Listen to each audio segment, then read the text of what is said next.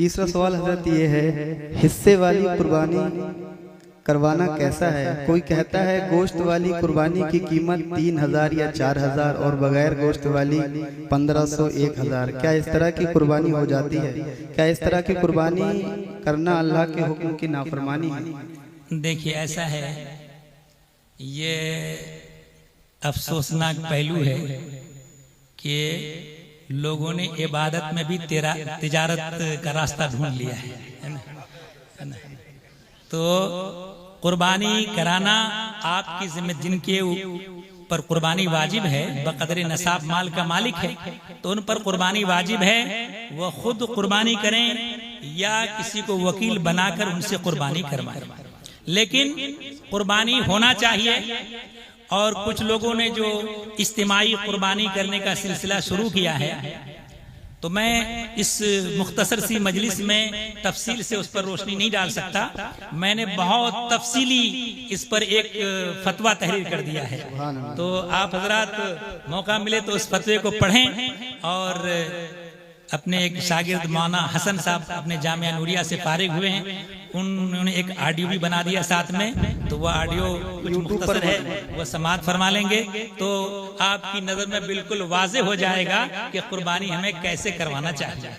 हाँ, अगर वसूख है कि आपकी कुर्बानी हो रही है तो फिर कुर्बानी के लिए पैसे दे सकते हैं, लेकिन कुर्बानी करवाने वाले जो जानवर खरीदते हैं, खरीदने में भी बहुत खास मसला जानने की जरूरत है। इसमें दूसरे से कुर्बानी करवाने में 3 बाब के मसाइल जमा हैं: किताबुल उज़हिया, किताबुल बुयू और किताबुल वकालत। तीनों बाब के मसाइल की मारिफत हो, उसके बाद ही अगर कुर्बानी करवाए तो कुर्बानी सही होगी, वरना तो बेशतर लोगों की कुर्बानी होती नहीं है, जायज़ जाती है। हजरत कुर्बानी का निसाब भी बयान फरमा देते, क्या निसाब? देखिए, एक है ज़कात का निसाब और एक है कुर्बानी का।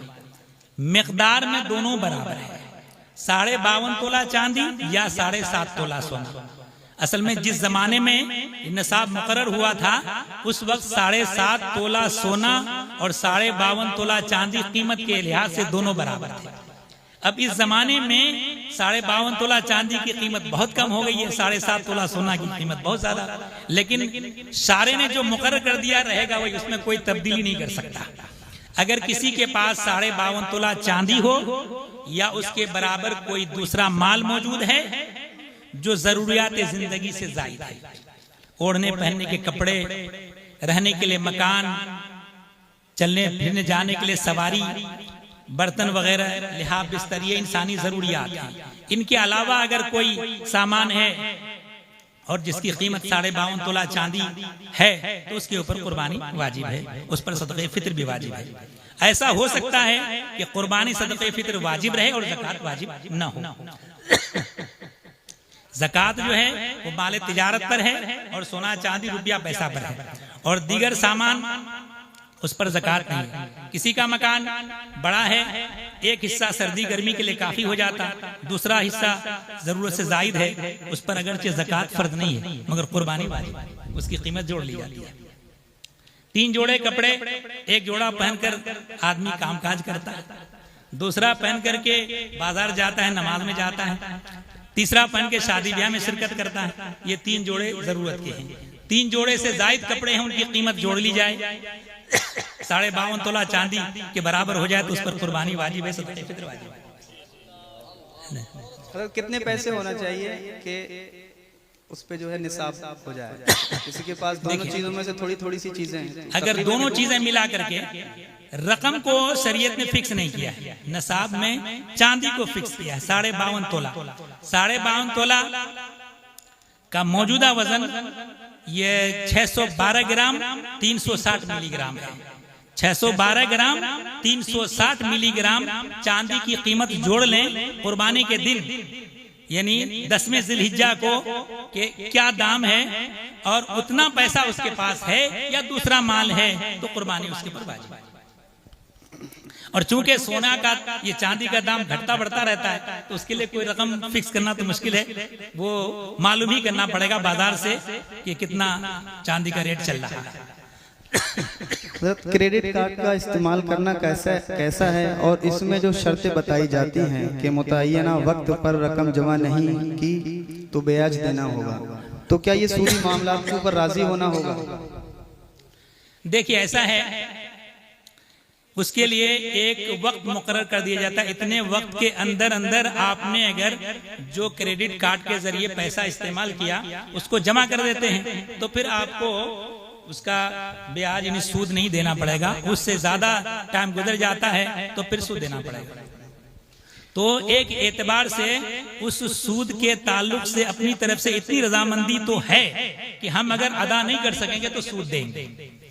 लेकिन अगर कोई आदमी अपने बैंक में इतना बैलेंस है या तिजारत में इतना पैसा है कि वक्त के अंदर अंदर वो जमा कर सकता है तो सूद की आफत से बच तो जाएगा, लेकिन वो एक तरह से रजामंदी तो पाई जा रही है। इसमें बेहतर क्या हुआ, इस्तेमाल करना चाहिए नहीं, बचना बेहतर है।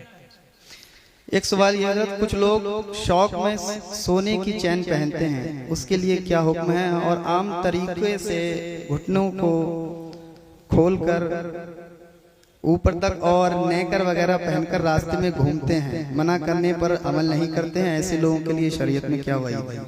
सबसे पहले तो सोने की चैन, औरतों के लिए तो सोना चांदी के जेवरात की इजाजत है, मगर उसमें भी शर्त है कि सोना और चांदी का हक अदा करें। यानी अगर नसाब को पहुंच जाए तो ज़कात दें, और अगर नसाब से कम है तो माफ है। और मर्दों के लिए सोना चांदी के जितने जेवरात तलब्बुस ये नाजायज हराम है, अलबत्ता कुछ चीजों का मर्दों के लिए इस्तिस्ना है।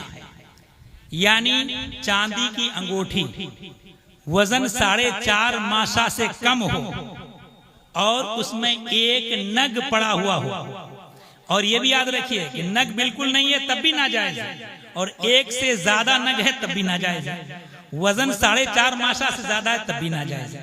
इन तमाम शराइत के साथ अगर है तो चांदी की अंगूठी पहनना जायज है, लेकिन न पहने तो बेहतर है। अल्लामा शामी रद्दुल मोहतार में फरमाते हैं कि 3 ही आदमी अंगूठी इस्तेमाल करता है, अल सुल्तान, अल काजी, अल अहमद, है ना। यानी सुल्तान, असल में अंगूठी पहले जमाने में जो नग है वो मुहर लगाई जाती थी, उसमें नक्श होता था, और सुल्तान को जरूरत पड़ती थी मुहर लगाने की, काजी सरो फैसला सादर करने में उनको जरूरत पड़ती थी, और जो तीसरा है वो बेजरूरत है। तो बेजरूरत वही होगा जो बेवकूफ हो, है ना। तो हजरत और सोने की चैन जो है ये मर्द के लिए नाजायज है। अलबत्ता मर्द अगर सोने के बटन कुर्ते के लगाना चाहें तो उसका इस्तिस्ना है, जायज है, मगर एक बटन से दूसरे बटन को मरबूत करने के लिए चैन जायज नहीं है। सिर्फ बटन सोने के मर्द इस्तेमाल कर सकता है, और छड़ी वगैरह तलवार का दस्ता चांदी का इस्तेमाल कर सकता है, उसका इस्तिस्ना है। तो इसलिए जो जायज चीजें हैं वो आप कर सकते हैं, लेकिन कुछ लोग सोने की अंगूठियां और गले में चैन मर्द इस्तेमाल करते हैं, नाजायज हराम है, इनसे बचना जरूरी है, फर्ज है। हजरत इसका इत्तिकाब करने वाला गुनाह में दाखिल होता रहेगा। कुछ लोग ये कहते हैं कि नमाज के वक्त उतार लेते हैं, उसके बाद फिर नमाज के बाद फिर पहने रहते हैं, तो ये कसरत के साथ पहनना गुनाह में दाखिल होगा। देखिए उसका इस्तेमाल ही नाजायज है, और नमाज मकरूह उसी नाजायज के इर्तिकाब की वजह से हो रही है, नमाज नाजायज मकरूह हो रही है। तो ऐसा नहीं है कि नमाज के वक्त उतार लिया तो अब बाद वक्त पहन लिया, तो बाद को जो इस्तेमाल करेंगे तो इस्तेमाल तो नाजायज है ना।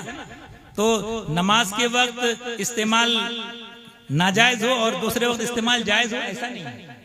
और एक मसला आपने इसमें यह भी पूछा है कि कुछ लोग नेकर पहन के इधर उधर घूमते हैं। देखिए शरीयत ने मर्द के लिए नाफ से लेकर घुटने तक, घुटना शामिल है, नाफ से लेकर घुटने तक इतने हिस्से को औरत करार दिया। औरत का माना ही है छुपाने की चीज। ये जो आप हजरात जो औरत कहते हैं वो औरत इसलिए कहते हैं कि सर से पैर तक वो छुपाने की चीज है, और मर्द के लिए औरत नाफ से लेकर घुटने तक इतना हिस्सा मर्द के लिए औरत है। तो नाफ से घुटने तक छुपाना फर्ज है, दूसरों के सामने उसका खोलना नाजायज और हराम है। अगर कोई आदमी ऐसा करता है तो वो फासिक़े मौलिन है और इस काम से बचना उसके ऊपर फर्ज और जरूरी है। एक सवाल हजरत ये है, आजकल लोग ऑनलाइन खाना मंगवाते हैं, उसमें गोश्त भी मंगाते हैं और ये मालूम नहीं है कि लाने वाला मुसलमान है या गैर मुस्लिम, और ये भी मालूम नहीं कि कंपनी मुस्लिम की है या गैर मुस्लिम की। देखिए, इस मसले में एक तो है फतवा और एक है एहतियात। फतवा तो ये है कि आपने गोश्त मंगवाया और जिसने ला के दिया वह मुसलमान की दुकान से ला के दिया, उसने यह कहा कि हमने मुसलमान की दुकान से आपके यहाँ गोश्त या कोई भी सामान ला के दिया, तो उस सूरत में उसका खाना जायज है।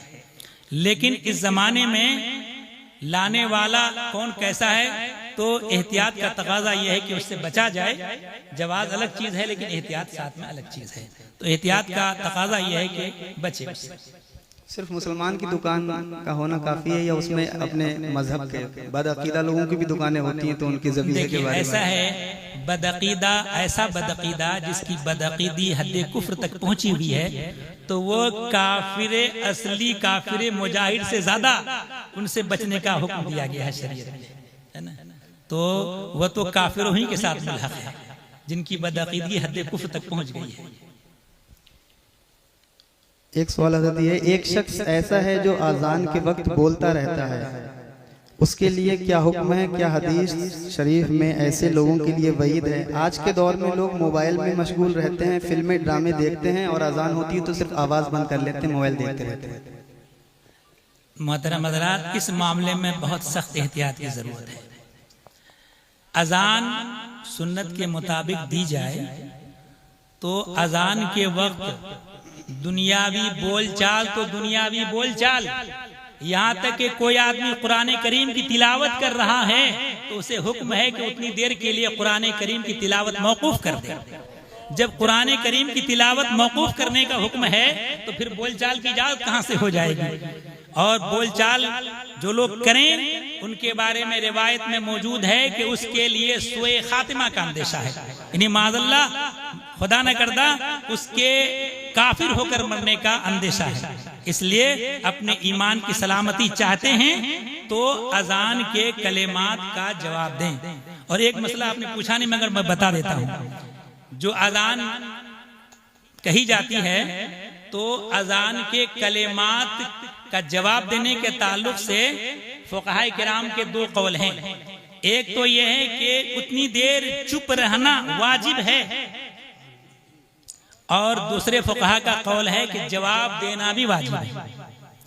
यानी अगर मुअज्जिन अल्लाहु अकबर कहता है तो आप भी सुनकर अल्लाहु अकबर उन कलिमात को दोहराएं, तो दोहराने का हुक्म दिया गया है। तो बाज़ फुक़हा के नजदीक जवाब देना वाजिब है और दूसरे फुक़हा के नजदीक अगर जवाब नहीं दिया, उन कलिमात को नहीं दोहराया, खामोश रहा, तब भी वाजिब पर अमल हो गया। तो बेहतर यह है कि कलिमात का जवाब दें कि इख्तिलाफ उलमा से बचना यह बेहतर होता है। हजरत एक सवाल यह है, नमाज पंजगाना की जमात में इमाम के करीब किन लोगों को खड़ा होना चाहिए? देखिए, इमाम के पीछे खास तौर पर और इमाम के पीछे जो शख्स है उनके दाहिने बाएं, ऐसे आदमी को होना चाहिए। अगर किसी वजह से इमाम को अपनी मुसल्ले इमामत से हटना पड़ जाए, वजू टूट जाए, नक्सिर फूट जाए, किसी फुड़िया वगैरह से खून निकल आए, तो ऐसी सूरत में वो दूसरे को खलीफा बनाएगा ताकि बाकी मानदा नमाज पूरी कर दे। तो ऐसे आदमी को होना चाहिए जो इमामत भी कर सके और उनके पीछे नमाज जायज हो, अहले इमामत होना चाहिए।